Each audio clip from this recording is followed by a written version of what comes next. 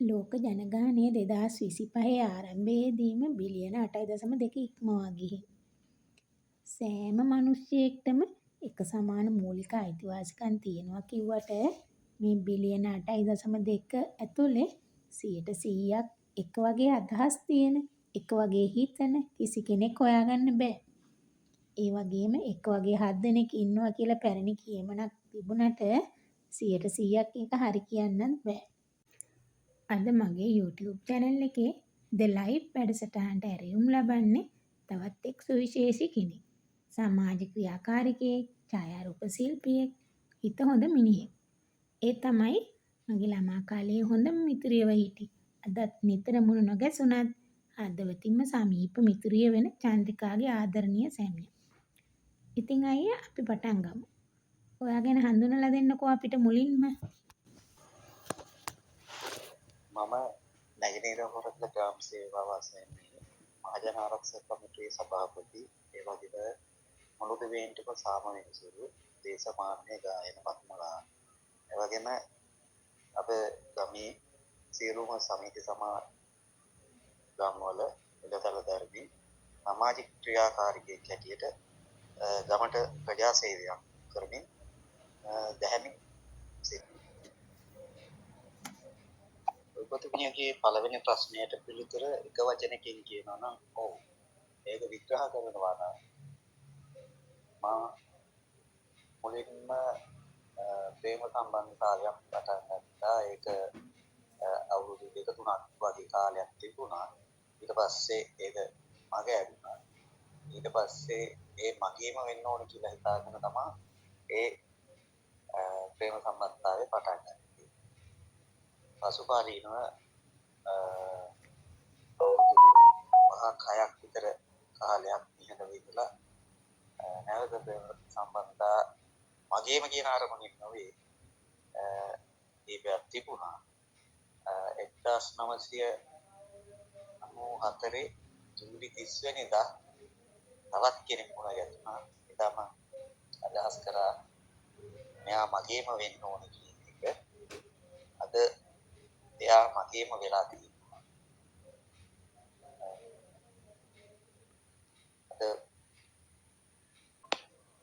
මම ඒ කාලේ වෘත්තීයමය ඡායාරූප ශිල්පියෙක් හැටියට රට පුරා විවිධ ප්‍රදේශවල ඡායාරූප මංගල උත්සව වල ඡායාරූප ගන්න ගියා.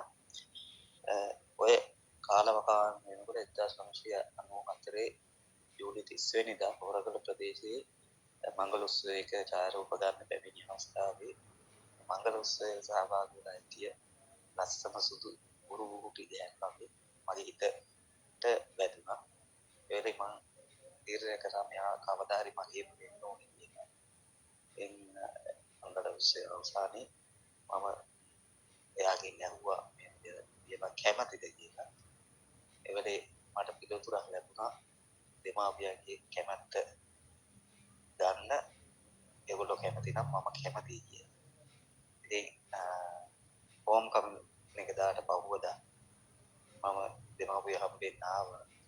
තනියම ඇවිල්ලා දෙමාපියන්ගේ කැමැත්ත අරගෙන අපි මාස 6ක ආශ්‍රයයක් උඩින් 1995 ජනවාරි 26 වෙනිදා අසාද දැක්කා. අසාද වෙනලා අපි අවුරුදු 3කට පස්සේ තමයි විවාහ උත්සවය ගත්තේ. ඒ කාලේ පරාසය තුල අපි ජීවන පසුබිම සකස් කරගෙන තමයි ඒ ගමන ආගේ. අද ඉන්න තත්ත්වය දිහා බැලුවාම මගේ ජීවන ගමන් මඟ හරි මඟට ගත්තේ එයයි. මම හිතන හැටියට ඔබතුමියත් දන්නවා ඇති කවුද කියලා. ඒ ඔබේ පාසල් මිතුරිය චන්ද්‍රිකා. එයා තමයි මගේ භාර්යාව හැටියට අපි මේ අවුරුදු 30 කාලයක් අද මං ඉන්න තැන අනුව ඇය හින්දා තමයි මේ තත්ත්වයට ඇවිල්ලා ඉන්නේ. සමාජයේ යම් කිසි මෙහෙවරක් කරන්න මට රුකුලක් දෙන්නේ ඇයයි. ඇය ගැන යම් වචන නැහැ. මගේ ජීවන මඟ ගමන් මඟ සාර්ථක තත්ත්වයකටපත් වුණේ ඇය නිසා. ඒ මගේ වෙන්න ඕන කියලා හිතාගත්ත කෙනාට මගේම වෙලා දැන් මට පුතෙකුත් ඉන්නවා. විවාහ වෙලා පුතා රැකියාවක් කරනවා තාම. ඔහොම තමයි ඉතින් අපේ පෞල් ජීවිතය. මං හිතන හැටියට සාර්ථකයි. අද මං මස් මාළු අරෝල අරක්කු සිගරට් ඒවා මොකුත් නැතිව අවුරුදු 20ක විතර කාලය තුල දෑමෙන් පන්සල් පසුබිමත් එක්ක කාලය ගත කරමින් ඉන්නවා. ඒක තමයි ඔබතුමීගේ පළවෙනි ප්‍රශ්නයට පිළිතුර.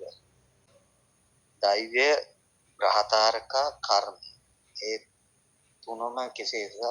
දෛවය හා කර්මය ගැන නම් විශ්වාසයක් තියෙනවා. මොකද අපි කරන පව්පින් තමයි අපිට මේ ආත්මෙ නැතත් ලබන ආත්මයක හරි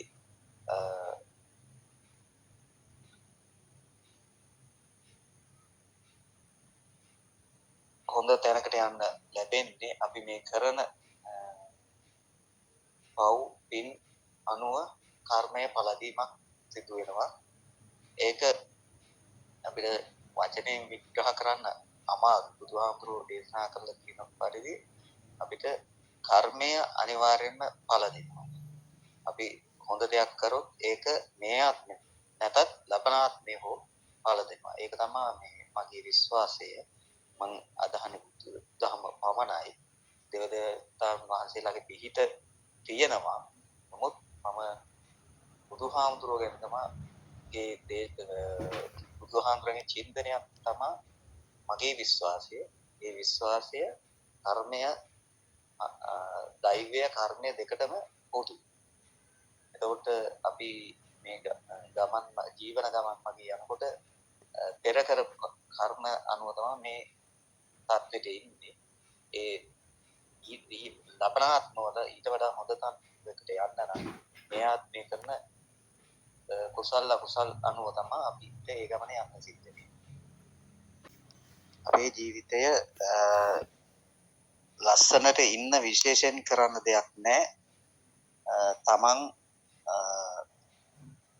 සියලු අසල්වාසී සියලු දෙනාටම හොඳ වචනකින් හෝ හොඳ කරනවා නම් වැරදි නොකරනවා නම් අමුතුවෙන් කරන්න විශේෂ දෙයක් නැහැ. එතකොට අපි මෙහෙම හිතුවොත්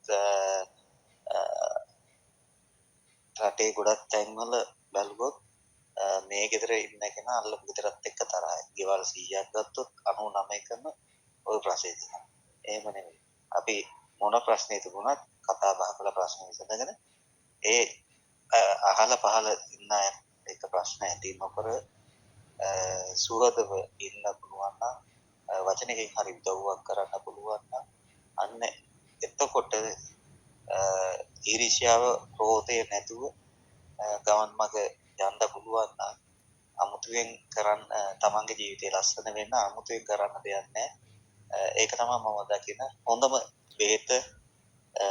අපිට පුළුවන් තරම් කට පරිස්සම් කරගෙන හොඳ දේ ප්‍රකාශ කරලා මිනිස්සුන්ට තමන්ගේ ජීවන ගමන් මඟ ලස්සන කරගන්න පුළුවන්. පෞල් ජීවිතය තුලත් ඒ විදිහටම වෙන්න ඕනේ.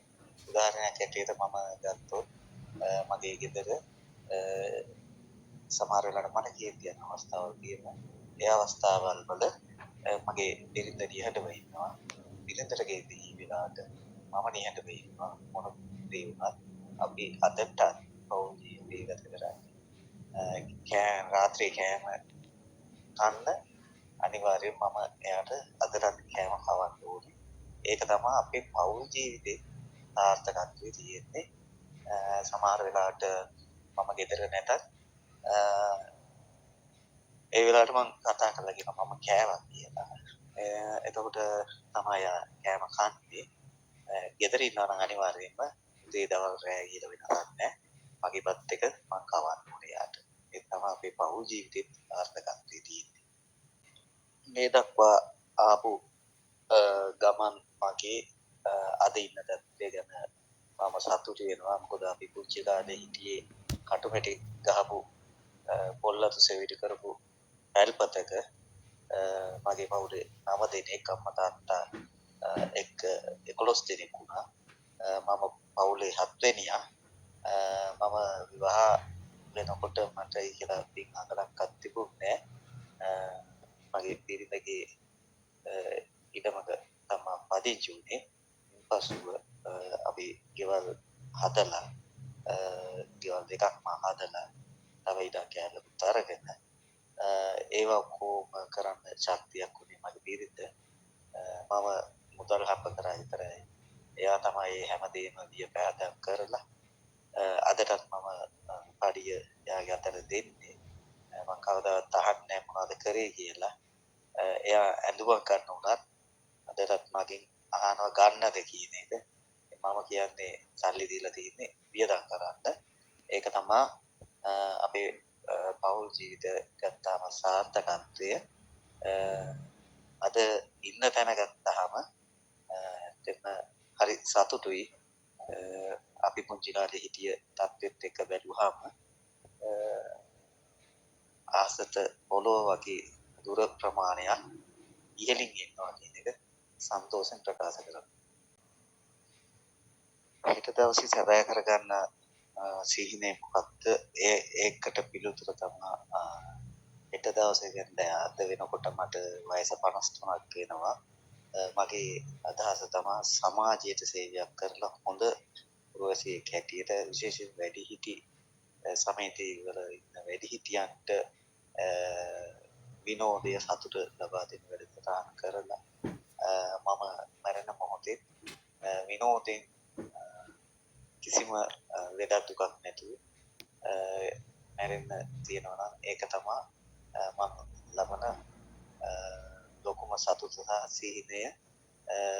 ලෙඩක් දුකක් කරදරයක් නැතුව සමාජයේ ඉන්න ගොඩක් දුක් විඳින වයසක අම්මලා තාත්තලා වෙනුවෙන් ඒගොල්ලොන්ගේ සතුට වෙනුවෙන් යමක් කරන්න ඕන. ඒක තමයි මම දක්න ලොකුම සිහිනය. ඒ වගේම අදට වැඩිහිටි සමිතිවල වයසක අම්මලා තාත්තලාව විනෝදෙත් තියන්න මාසෙකට දෙකකට සැරයක් විනෝද චාරිකා එක් කරගෙන ගිහිල්ලා මම ලොකු සතුටක් ලබනවා. ඒ අයත් එක්ක ගියාම ඒ අය හිනස්සලා ඒ අයගේ දුක සැප වෙනවා. ඇවිල්ලා බස් එකේ පහිද්දි ඒ අය නිතරම කියන්නේ පුතේ බුදුන් දැක නිවන් දකින්න පුතාට පින් තියෙනවා. අපිට අපිව මේ විනෝද ගම එකයි යන එක ගැන ඒක මම හරි තෘප්තියකින් කරන දෙයක්.